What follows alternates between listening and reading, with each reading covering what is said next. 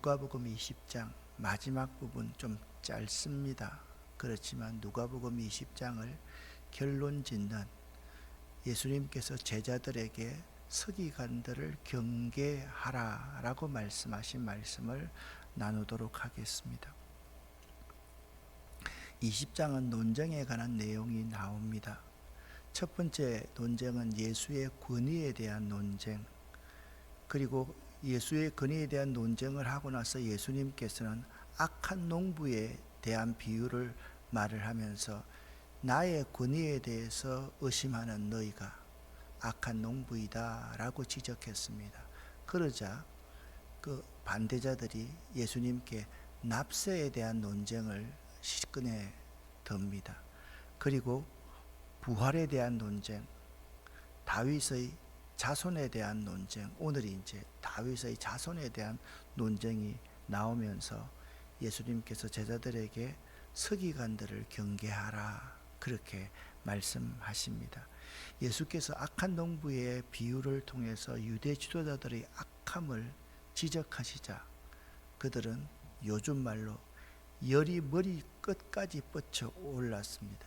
이제 그들은 예수를 따르는 모든 백성들에 대해서 이간책을 쓰기로 작정을 합니다.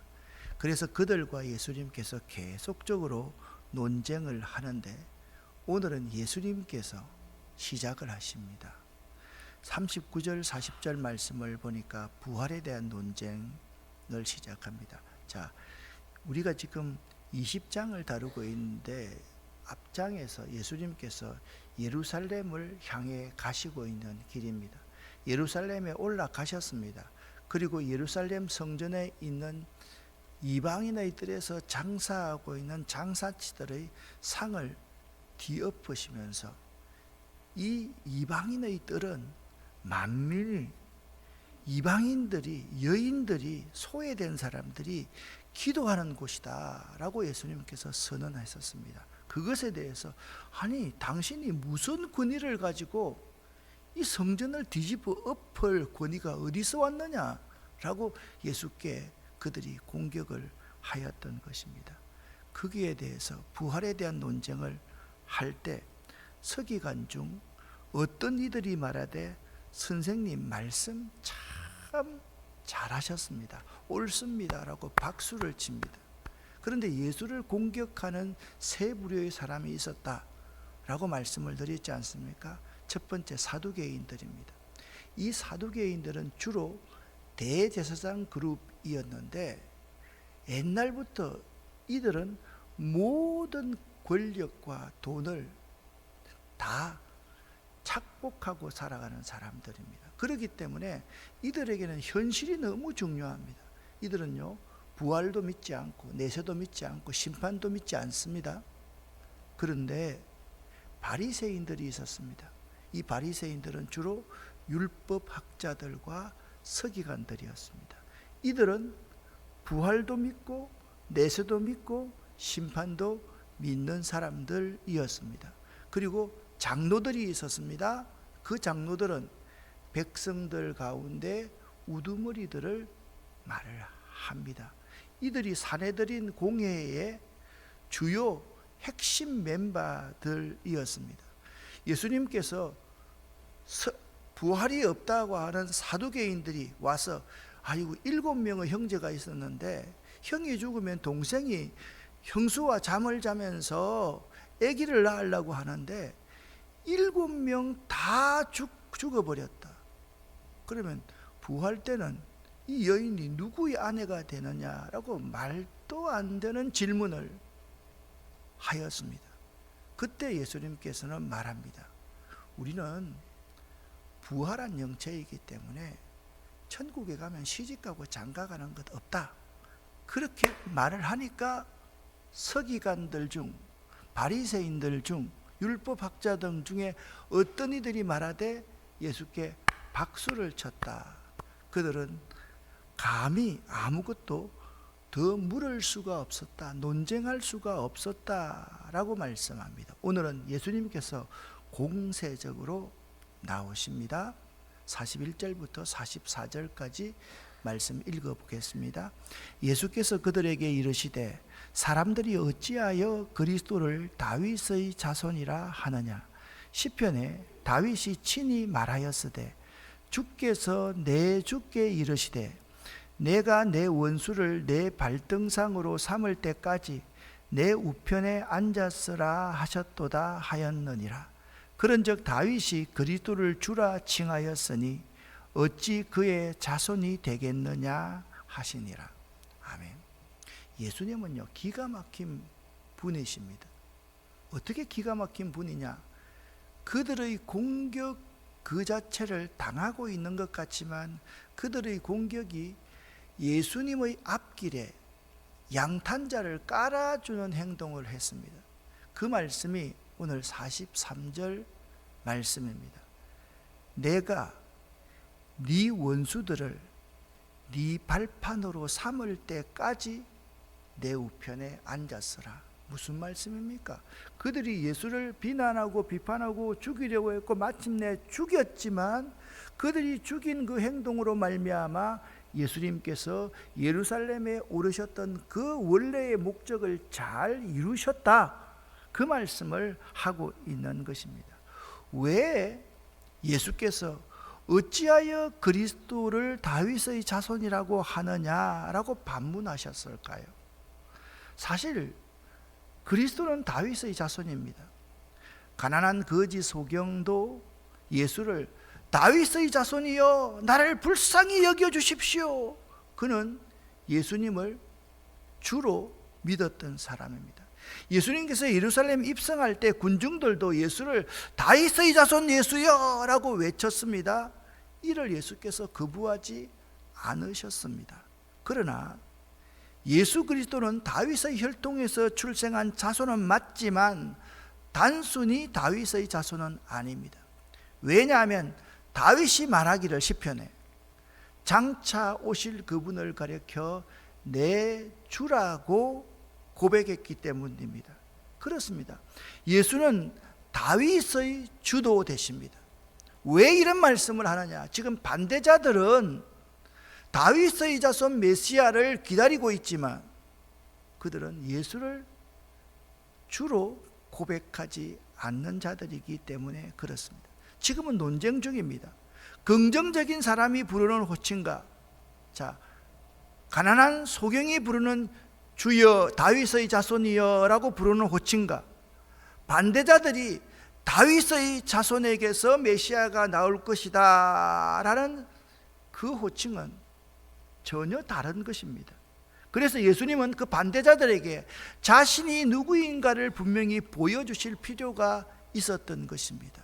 그래서 왜 사람들이 예수를 그리스도를 다윗의 자손이라고 하는지 아느냐? 라고 반문한 것입니다.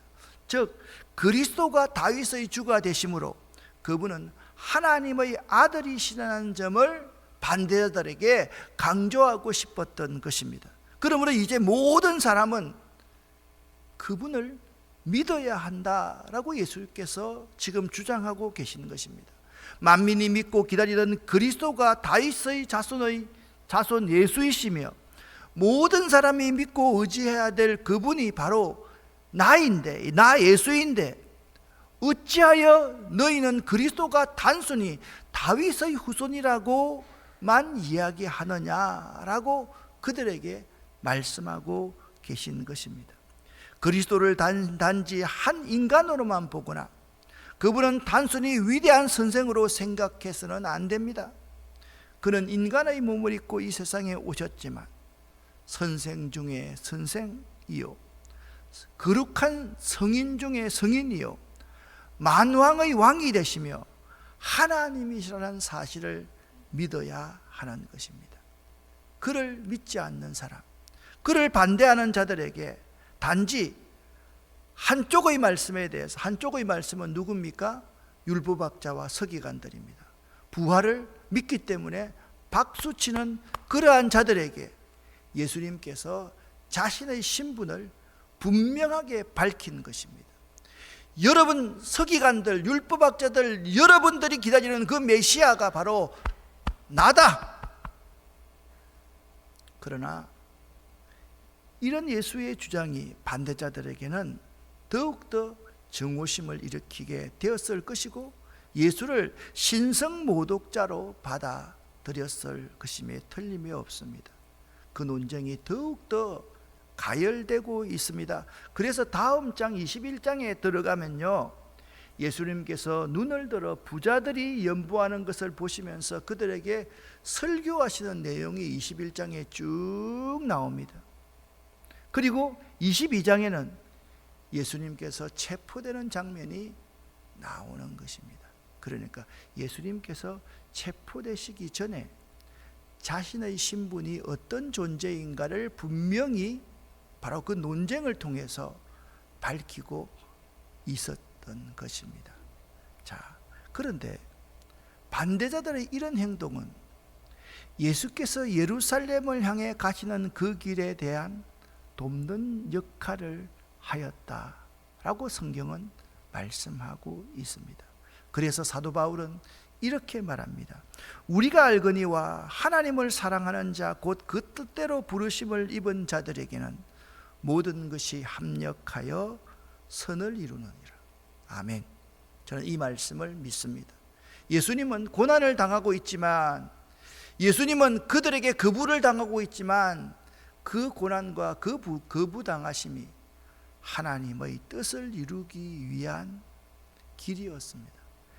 그런데 옳은 일을 하고 있는 예수님에게 이러한 거부나 이러한 고난은 얼마나 안타깝고 억울했겠습니까? 그러나 예수님은 묵묵히 자신의 사명을 이루기 위해서 묵묵히 그 길을 가십니다. 여러분과 저에게도 마찬가지입니다. 여러분과 저에게 분명히 가야 될 그 목적지가 있다면, 내가 무엇을 위해 살아야 된다라는 분명히 인생의 관이 있다고 한다면, 그 길을 향해서 가는 길에 어떤 사람이 딴지를 걸거나 내 다리를 걸거나 나를 억울하게 만든다 할지라도 묵묵히 믿음의 주요 온전케 하시는 이인 예수만을 바라보고 나아가실 수 있기를 예수 이름으로 간절히 축원합니다. 혹시나 여러분도 오래 신앙생활에서 예수를 다윗의 자손 정도로 생각하고 있지는 않습니까? 반론 한마디도 못하고 속으로 증오심이 들끓어 예수를 미워하면서도 입을 꼭 닫고 있는 백성의 지도자들이 보이십니까? 예수님은 바로 삶을 통해서 그 반대자들을 제압하고 계시면서 그들을 돕는 자로 삼으시고 묵묵히 자기의 그 십자가의 길, 하나님의 뜻을 이루는 길, 대속의 그 길을 걷고 계신 것입니다. 자, 그 사람들의 얼굴에서 바로 우리 얼굴을 한번 봐야만 합니다. 여러분, 우리가 바리새인과 서기관과 백성들의 장로들의 그 얼굴을 오버랩하면서 그 속에 바로 내 얼굴도 그들 중에 있다라는 점을 기억하면서 오늘 이 말씀, 결론적인 20장의 결론을 한번 읽어보도록 하겠습니다. 45절부터 47절까지의 말씀입니다.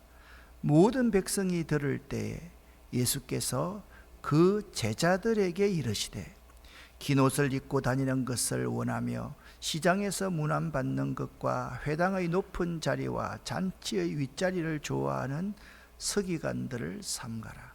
그들은 과부의 가산을 삼키며 외식으로 길게 기도하니 그들이 더 엄중한 심판을 받으리라 하시니라. 아멘. 그러니까 20장의 결론은 논쟁을 통해서 무엇을 말씀하고 싶은 것입니까?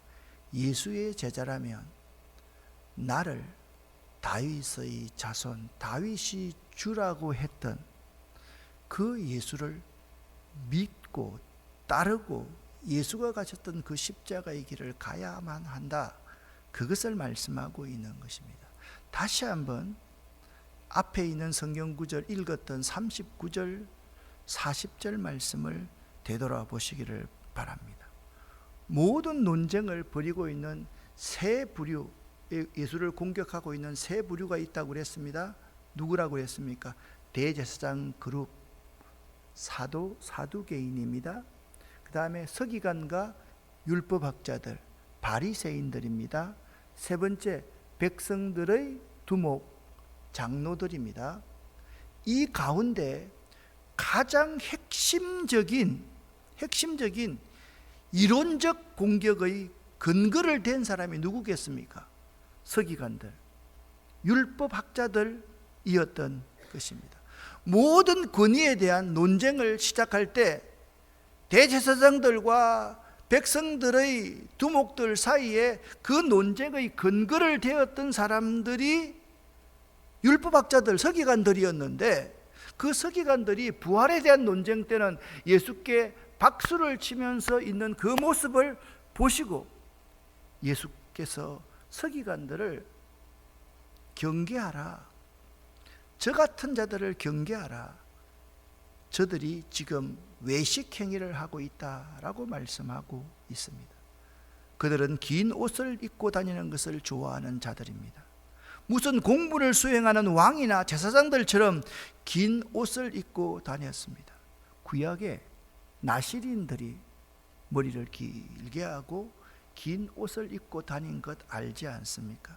이들은요, 속은 비었으면서 속에는 거짓과 증오로 가득 차 있으면서, 가식으로 가득 차 있으면서 허영침에 가득 차서 사람들에게 높임을 받고자 했던 자들, 이들은요, 신앙인이라고 하면서 율법학자들이라고 하면서 하나님보다는 사람이 우선인 자들, 사람들에게 잘 보이고자 긴 옷을 입고 다니는 자들이었습니다.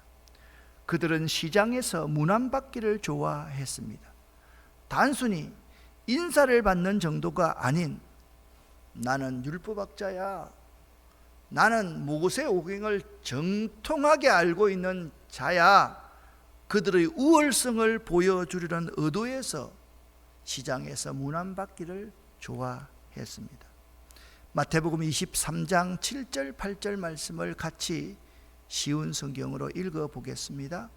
이들은 장터에서 인사받는 것을 좋아하고 선생이라고 불리는 것을 좋아한다.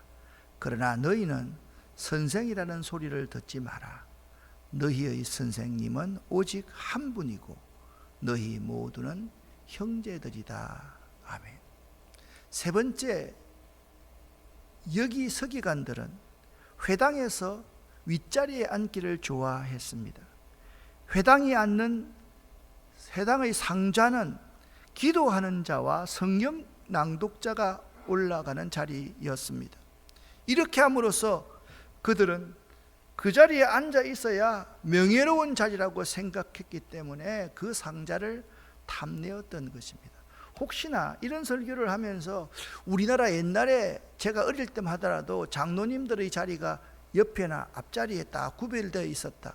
목사님들의 강대상 위에 강대상도 이런 게 아니라 크고 높아가지고 위에서 내다봤다, 그걸 비판하는 사람들이 있는데요, 저는 생각이 좀 다릅니다. 그 시대의 장로님들, 목사님들은 충분히 그렇게 존경받아야 마땅했습니다. 왜냐하면 장로가 되는 그 순간 있잖아요, 목사님들이 사례를 줄 수 없기 때문에 자기가 한 달 동안 뼈 빠지게 일해서 목사님의 사례를 자기 번 돈으로 드리고, 그리고 나머지 교회에 들어오는 그 조그마한 돈 가지고 자기가 살아야 했기 때문에 그렇습니다. 여기 있는 많은 사람들 중에 서로 장로 절대로 안 하려고 그랬습니다. 옛날에 우리 근사님들 자기 딸들 절대 목사 아내로 보내기를 원치 않았습니다. 왜냐하면 고생을 많이 하기 때문에. 그 시대에 그 장로님들은 존경받아 마땅하기 때문에 저는 그런 자리에 앉아야 마땅하다고 생각을 합니다. 그런데 오늘날 그 자리까지 다 없어져 있었습니다. 그리고 오늘날 다 어떤 사람들이 항상 존경받으려고 하고 상자에 앉기를 좋아하는 사람들이 있을 수가 있다. 조심해야 됩니다. 예수의 제자라면. 셋째, 그들은 잔치에서 상석을 앉기를 좋아했습니다. 다섯째, 그들은 과부의 재산을 삼키는 자들이었습니다. 이러한 행위는 예수님께서 가정이 여기는 행위입니다. 얼마나 과부와 고아를 성경이 중요하게 생각하고 있는지 좀 시간이 가더라도 한번 읽어보십시다. 신명기서와 스가랴 7장입니다. 같이 읽습니다. 너희의 하나님 여호와는 고아와 과부를 위하여 정의를 행하시며 나그네를 사랑하여 그에게 떡과 옷을 주시나니 너희 중에 분깃이나 기업이 없는 레위인과 내 성중에 거류하는 객과 및 고아와 과부들이 와서 먹고 배부르게 하라. 그리하면 내 하나님 여호와께서 내 손으로 하는 범사에 내게 복을 주시리라. 아멘. 너는 객이나 고아의 송사를 억울하게 하지 말며 과부의 옷을 전당 잡지 말라. 네가 밭에서 곡식을 벨 때에 한 뭇을 밭에 잊어버렸거든 다시 가서 가져오지 말고 나그네와 고아와 과부를 위하여 남겨두라. 그리하면 내 하나님 여호와께서 내 손으로 하는 모든 일에 복을 내리시리라. 내가 네 감람나무를 튼 후에 그 가지를 다시 살피지 말고 그 남은 것은 객과 고아와 과부를 위하여 남겨두며 내가 내 포도원의 포도를 딴 후에 그 남은 것을 다시 따지 말고 객과 고아와 과부를 위하여 남겨두라. 셋째 해 곧 11조를 드리는 해에 내 모든 소산의 11조 내기를 마친 후에 그것을 레위인과 객과 고아와 과부에게 주어 내 성읍 안에서 먹고 배부르게 하라.